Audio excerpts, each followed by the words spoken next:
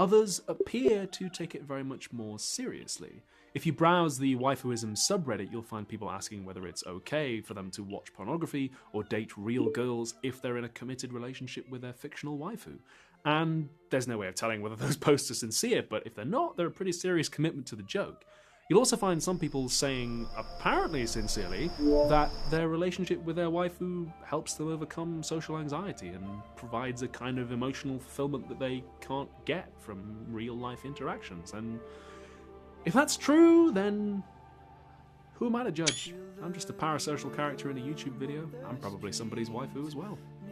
Husbando, I think, would be the male term. Waifus do have to be fictional, at least according to the waifuism subreddit, and Elizabeth Windsor is a real woman, but the royals are surrounded by this mythos, by these constructed stories, and they are the figureheads of this imagined community of Britishness.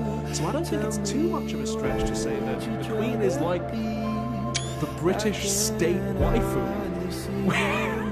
We've nationalised waifus, and just like waifus, for some people it's just a bit of fun, and others take it really seriously and want to f*** them. Okay. Seriously though, I'm using sex as a kind of leftist meme magic shorthand for desire. Obviously there are plenty of people who wouldn't literally call the Queen, like Simon McCoy and Sean and anybody who's asexual. But my point is, a lot of people want to be associated with them. They want to know them, they want to know about them, they want to be close to them. Because the royals have prestige. And prestige is desire. They're celebrities. And we love celebrities. Elizabeth is serving up some looks. We stand a literal hereditary queen. She is fierce. You were giving face and drama, and I was here for it. She's so money. She's literally on all of the money. Yes! Queen! Slay! My wig is snatched. Fortnite. Just hit the music stand. Is it inappropriate if I appropriate language from Drag Race that the makers of that show themselves appropriated from ball culture? Answers on a postcard, please. But this is why so many people don't care about the democracy arguments or the cost, and it's why the Americans love the royal family too. Prestige is sexy. And it's tough to get more prestigious than royalty. The psychologist Carl Jung gave an interview to the New York Times in 1912 in which he said, "You think your young girls marry European husbands because they are ambitious for titles. I say it is because, after all, they're not different from European girls. They like the way European men make love."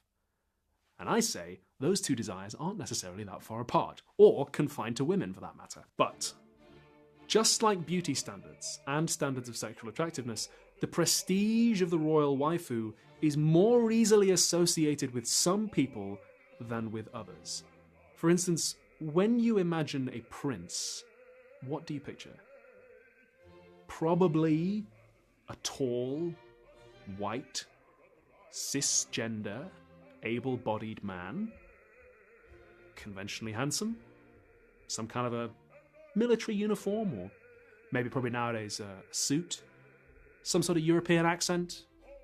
If he is from the north of England, he probably doesn't sound like it. Or maybe you think of Prince, but again, very sexy. Britishness, or the idea of Britishness that includes the royal family stuff in a way, was made for people like me, who still disproportionately hold power in this country. In fact, when Prince Harry got engaged to Meghan Markle, he actually had to issue a statement asking the British media to please stop being so casually racist about his mixed-race fiancée, who Foreign Secretary Boris Johnson said could bring exotic DNA to the royal family. So evidently, some people can more easily assume the prestige of the royal family than others, even when they're literally in the process of marrying in. And those of us for whom it is very easy to assume that prestige have the strongest incentive to hold on to the institution of monarchy. I mean, look at me. I'll make this look good. Who doesn't want to look good? It's people like me, people with privilege, who see ourselves reflected in the glint of the crown jewels. And in my case, well, let me give you a bit of a history lesson.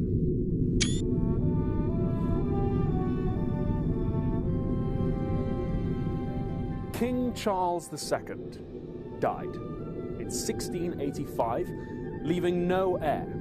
But he did have a lot of illegitimate children, one of whom was a woman named Anne Fitzroy, Charles's daughter by his mistress, the Duchess of Cleveland. In 1674, Anne married a man named Sir Thomas Leonard, 15th Baron Dacre and subsequently Earl of Sussex, master of Chevening Mansion and Hurstmonceux Castle. Anne and Thomas had children who survived, who had their own children, who had children of their own, and Charles's royal blood was passed down the line of history. Through time and bad luck and Sir Thomas's gambling habits, they lost the mansions and the titles and the castles, and nowadays the official residence of their ancestral home in Chevening Manor is Boris Johnson. But Charles's line survived, and one of those descendants I actually happen to know the identity of. You see, some people say that ContraPoints is the queen of YouTube. Others that H. Momagai or Dan Olsen are the woke kings we should recognize.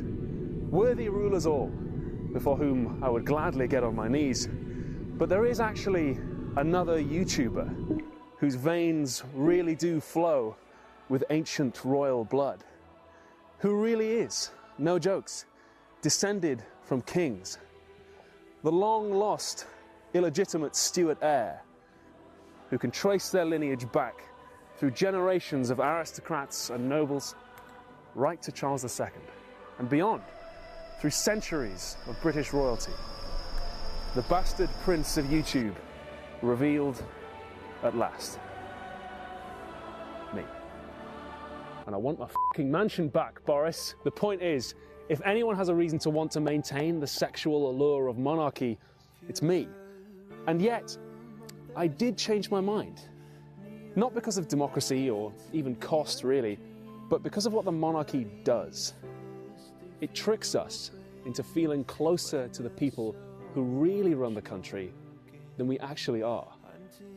If you want to be associated with the prestige of a normal celebrity, you can buy their perfumes, buy their t-shirts, watch their movies, get their trainers, support their Patreon campaigns so that you can appear in the credits of their shows.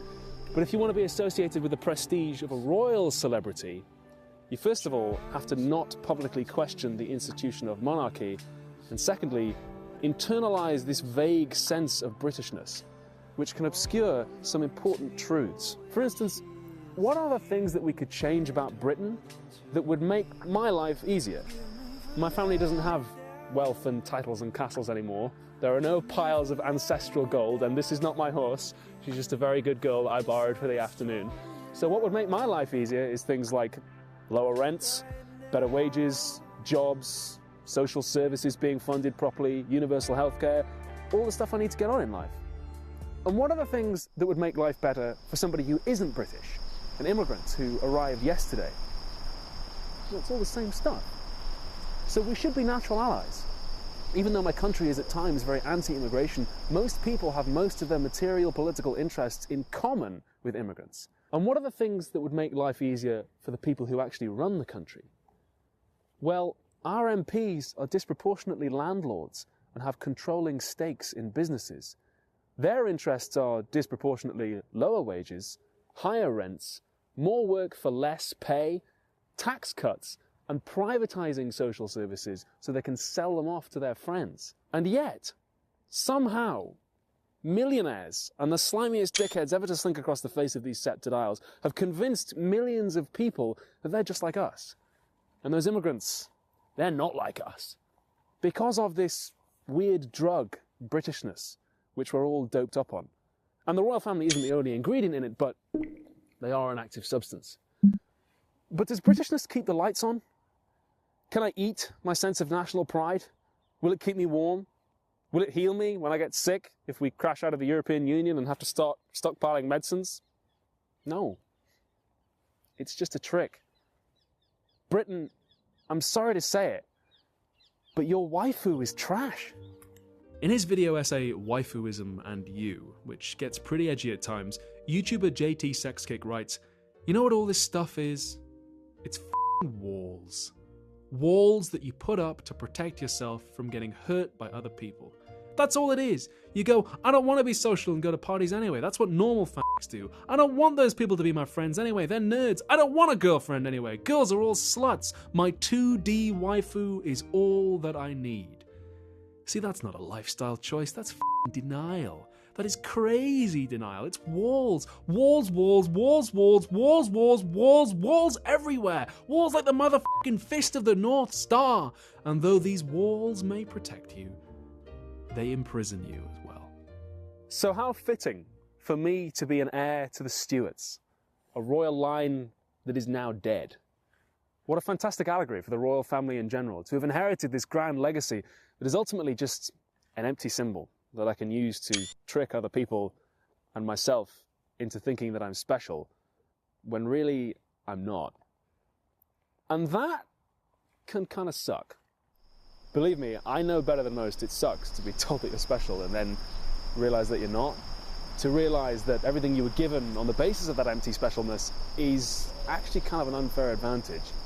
In leftist circles, when we talk about privilege and coming to realize that we have it, we don't often mention that checking your own privilege is not a fun and sexy time. It sucks to find out that, in fact, we do not live in a meritocracy, and so your position relatively closer to the top of society is an unfair advantage that will have to be given up. It imperils the soul a little bit. It's kind of like when somebody tells you that they're a vegan and you get a little bit uncomfortable because if they have strong moral reasons for doing that, well then that might mean that I'm in the wrong.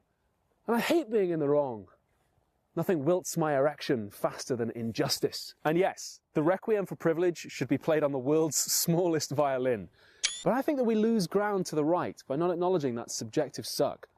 By exposing the trick, but not offering anything genuinely special in place of it. So remember Anne Fitzroy, Charles's daughter?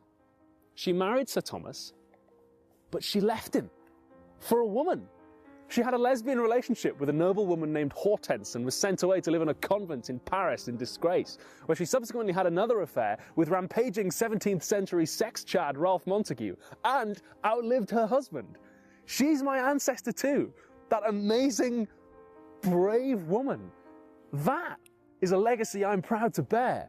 A history of following the heart, among other organs, and being courageous.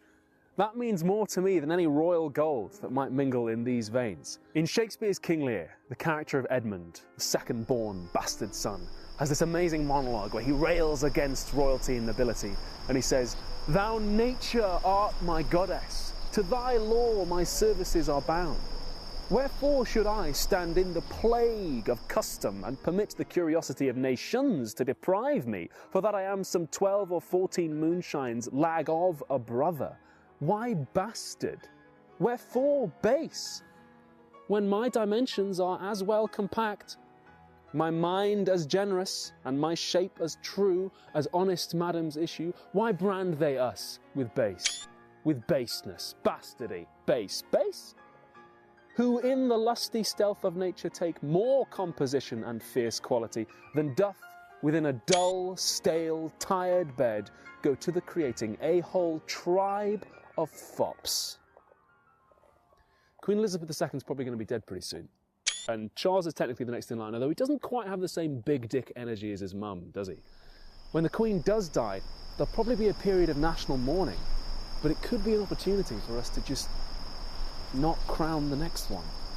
The death of our longest reigning monarch will take us from a state in which nothing can be done to one in which suddenly anything is possible again. Instead of a coronation, we could spend that money on anything. We could give it to the NHS. We could spend it on education. We could buy a whole lot of apples and carrots for you. We could have a massive piss-up in Buckingham Palace, and anybody who makes minimum wage gets free drinks all night. We could do any number of things, any one of which would be more fun and sexy than watching a septuagenarian put on a shiny hat. I do think that ultimately, whether we keep the royal family won't come down to a rational argument. It'll come down to just how horny the British public is.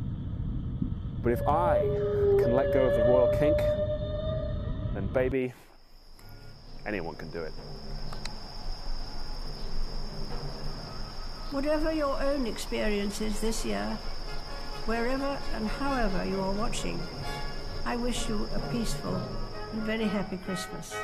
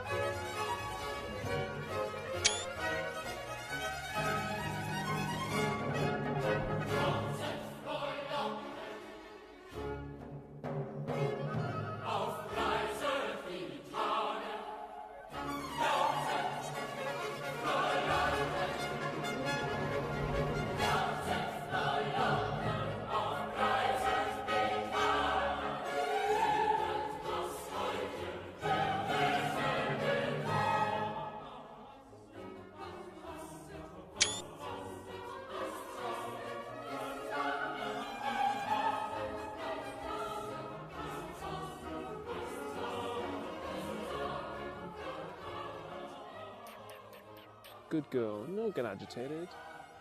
It's okay. There you go. Yeah. You put me off, didn't you? No, you were very good. You're a sweetheart. Good girl. Take it easy.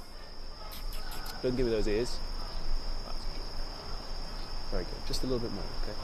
Are you a manual or an automatic, darling? Good girl. Good girl. Thank you for being so patient. Yeah, you just want to be the star, don't you? You're the first guest I've had on the show in a long time, you know. Don't give me those ears. Don't give me those ears. Don't give me those ears. It's okay. It's okay. Don't give me those ears. It's okay.